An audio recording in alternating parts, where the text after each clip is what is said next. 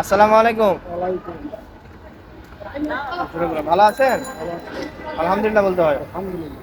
আচ্ছা, আপনার কাছে প্রশ্ন। আমরা জানি যে আল্লাহ সুবহানাহু ওয়া তাআলা একজন নবীকে পরীক্ষা করেছিলেন রোগ দিয়া।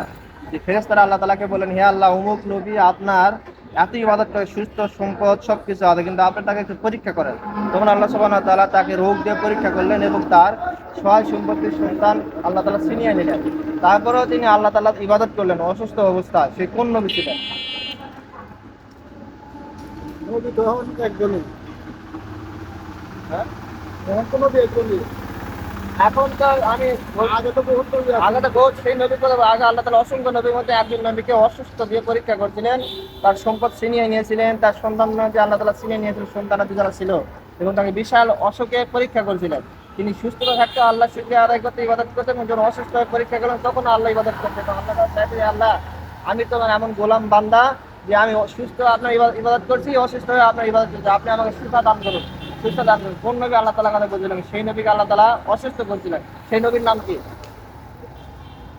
অসুস্থ আছেন নবী। হ্যাঁ, আমরা জানি ওনাদের একটা শরীরে ঘা হয়েছিল বা আল্লাহ তাআলা অসুস্থ করেছিলেন। সেই নবীর নাম জানেন?